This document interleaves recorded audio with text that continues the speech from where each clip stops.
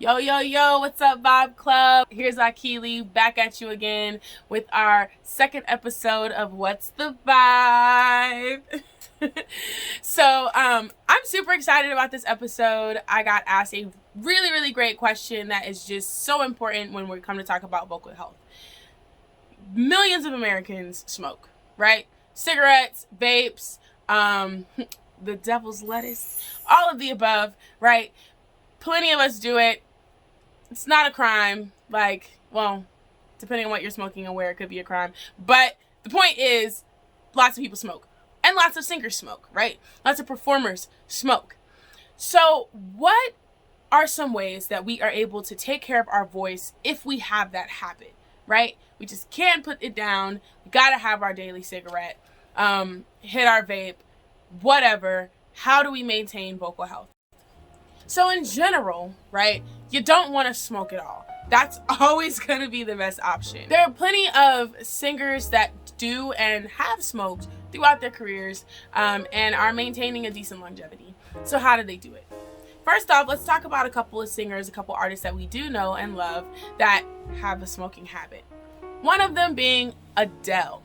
Believe it or not, Adele. When I was doing my research, I had no idea that Adele used to smoke like 25 cigarettes a day. That's not even an exaggeration. It came out of her own mouth. I read it somewhere. Pretty sure it was accurate. If not, the point is, she smoked cigarettes. She quit back in 2011 due to having to undergo a vocal cord surgery because her voice was at risk of being permanently damaged. I feel like that's a pretty good reason to stop, if any, especially if you're the UK superstar Adele. So let's check out a video. We're going to do a little analysis and take a see and a look at what her voice sounded like in 2011.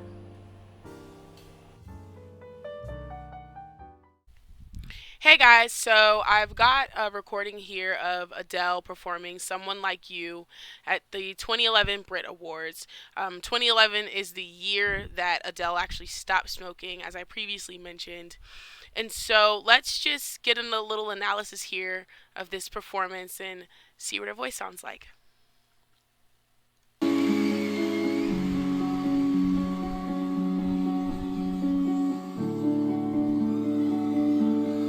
I heard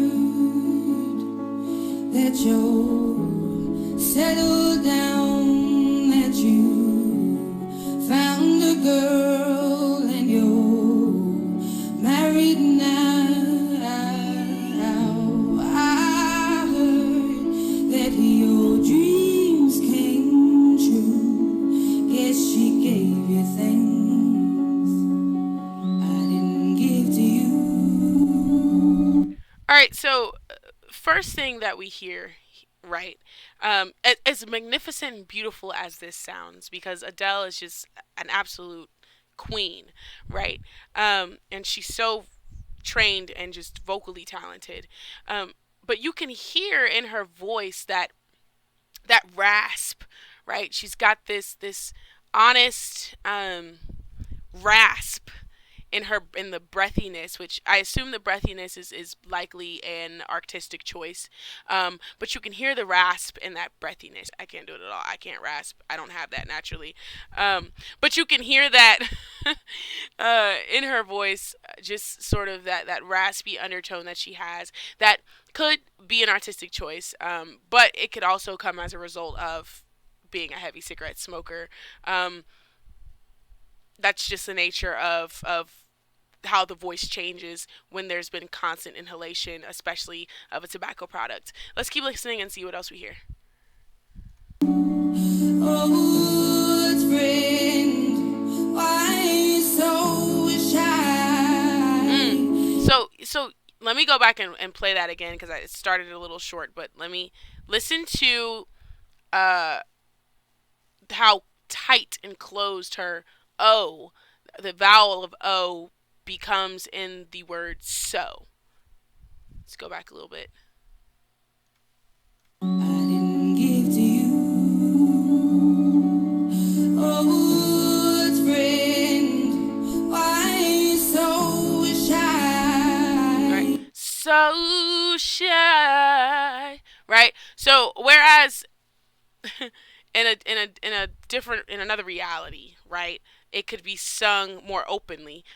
Old friends, why are you so shy? Right? What Adele's voice does is it really closes and tightens up on that O vowel.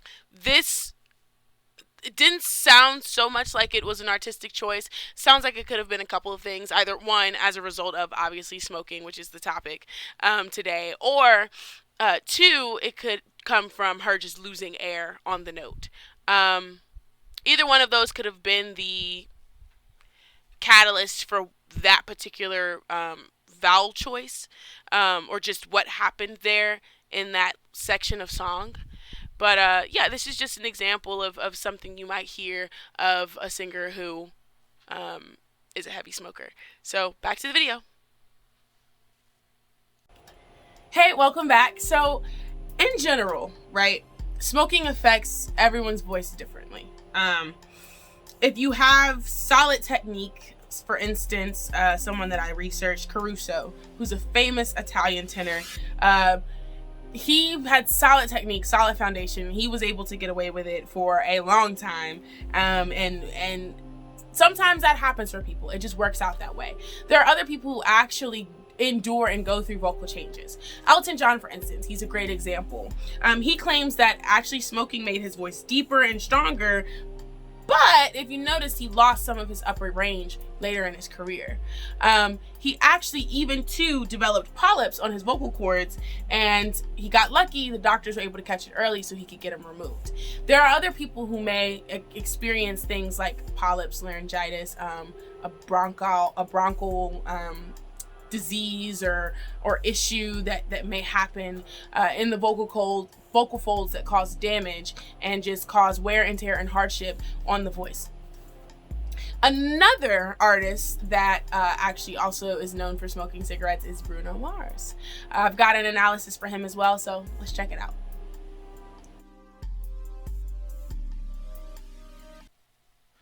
Alright guys, so let's take a look at Bruno Mars. I've pulled up his BBC Live video of All I Ask. Fun fact, this song is actually on Adele's album 25, and Bruno Mars has also been known to be a heavy cigarette smoker, and in the creation of this album, as she and Bruno Mars are collaborating, it said that she made a joke that she said that Bruno Mars smokes like an old woman. Very frequently during any and every break. So let's take a look and see what he sounds like here. It's a song that means a lot to me. I leave my heart at the door. I won't say a word. They've all been said before, you know. So from the beginning, right, before we go too far, similarly to Adele, Bruno also has this rasp and his breathiness, right? That's just, it's hard it's hard not to hear. It's not necessarily a bad thing, but it is there. Also, if you notice in the beginning, he was a little flat, right? Now that could be from a couple of things. Could come from just not being able to stay on top of the notes as easily because of the stretch in range, or the limits in range. Could also be because he, if you notice right after he took out his in-ear, he could not have hear himself. So again, just like with anything, there are different reasons that things can happen to the voice or things can happen in performance. But this is that is something that could happen in a situation where if you were caught in a situation where your voice was starting to deal with damage because of smoking. Let's keep listening and see what else we hear.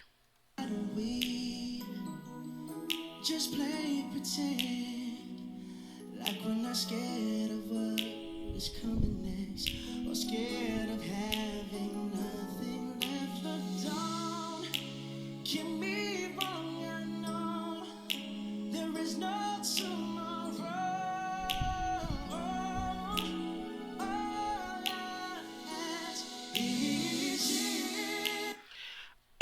Y'all, I love Bruno. So if you notice, I leaned into the screen. I was trying to like see. Um, so let's just go back and listen to some of these notes, right? It could be argued, right, that maybe some of them are strained. It could be argued. It could also be argued that that's just Bruno's way, right? Let's take another look. Take a real good look at what Bruno's neck veins are doing, right? Let's back up here a little bit.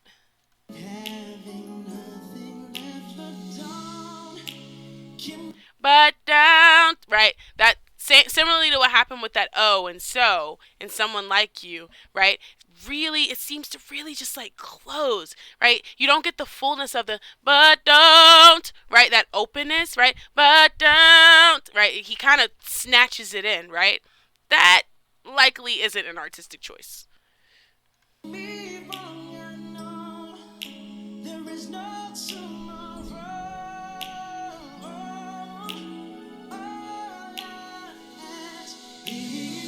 So that's actually sounded kind of healthy, right? Again, we have to remember that like these artists are trained and they're likely practicing daily, responsibly, hopefully. They probably have vocal professionals on standby to guide them through their daily musical training, inclusive of all bad habits, right? But you'll notice that Bruno did have to push a little from the throat in order to get up there, you know, which that can become really dangerous for singers if you're putting that much strain on your vocal cords to the point where like you can see your veins popping out of your neck. It's probably because your range is starting to limit, and there are going to be some necessary exercises that need to be done in order for you to be able to, kind of break the gook and re-stretch those vocal folds healthily. But this is just an example of some things that you might hear. Again, this is not me saying that these people's voices are destroyed and this is their permanent situation as they smoke cigarettes. No, I'm not even necessarily saying that what we're hearing is the cause of tobacco use or smoking at all. But what I am saying is that these are some of the things that you might see or hear as a result of vocal damage. So just be mindful of that. Back to the video. Hey there, welcome back again. So in general, right, just some overall facts about smoking and how it actually affects the vocal cords and the lungs. Smoking constricts the lungs and actually makes it harder to expand and take in air, right? That's why in some of those videos that we heard, we hear artists kind of closing in vowels that I would imagine would normally be sung more openly, right? It's so much harder to produce a full range. You start to lose access, most especially to your higher register, as the smoking and the inhalation takes effect on the vocal cords. Tobacco is actually an astringent, and it tenses the vocal folds when it's inhaled at a high temperature. So when we're talking about, for instance, lettuce, when we're talking about that, right, the inhalation alone has very similar effects. Now, there are some people that say that it makes them more creative. They actually sing better. There are lots of debates on whether or not lettuce is actually harmful to the voice as a vocalist, as a singer, as a performer. Easy answer is yes. It can serve to be just as harmful, especially consider some of the other recreational things that go along with that that have tobacco inside of the products. So be mindful of that. Inhalation alone can serve as an issue in and of itself. Also consider this vaporizers or vapes. I have been asked about vaporizers and if vaporizers also have the same effects that would tobacco, cigarettes, cigars, and lettuce. Vaporizer actually does decrease voice risks associated with smoking plants of sorts. But there's still evidence of irreversible damage to the vocal lining, even with vaporizers. At any rate, it's just best to quit. Don't smoke. And in terms of lettuce, if it's something that you absolutely have to have, I would recommend maybe not putting it in a bowl unless you're gonna have a salad. Moral of the story here is don't smoke if you can. But if you're going to, a couple of things. Make sure you drink lots of water. Okay, daily water intake is so important. Not even just as a smoker, but in general. As a performer in general, it's better for the body, and you're keeping those vocal cords nice and moist and just lubricated for whenever you have to use them, right? Warm drinks such as teas, really good for the voice daily. There was a time where I would have a glass of water and a cup of tea every morning as soon as I got up. So it's a really good habit to develop. Avoid things like, especially if you're going to smoke anyway, avoid things like lemon, right? Lemon actually strips the vocal cords. Super cold water can also strip the vocal cords. Room temperature, lukewarm and warm and hot tea with honey, always gonna be much better for the vocal cords. When it comes to healing the vocal cords, if you do experience some damage, if you wake up one morning and you have no voice, warm milk with honey or yogurt, because the enzymes in the dairy product, right, actually coats the vocal cords, and it's really good for your vocal cords, especially if you're trying to heal. But that's another video where I will go through and talk about some different remedies for your voice if you ever have any issues with it. But like I said, if you're gonna smoke, make sure you drink lots of water, tea anytime you can, avoid as much as you can lots of citrus, especially lemons, and just make sure to take care of your voice. Speak from your diaphragm, not from your throat, right? People complain, they tell me all the time that I talk too loud, but it's because I'm speaking fully from my midsection, from my diaphragm. So much better for your voice. You don't put strain on your vocal cords. That's another way to help increase longevity just in general. Also laugh from your diaphragm as well. Try not to laugh too hard. Try not to be too aggressive, and try not to clear your throat so much, right? Especially as smokers, that's something that we find ourselves doing, clearing our throats, things like that. Try not to do that so much, right? These little bitty things, they make a big difference in the care of your voice and the longevity of your vocal folds, and just ensuring that you don't run into serious or permanent vocal issues in the future.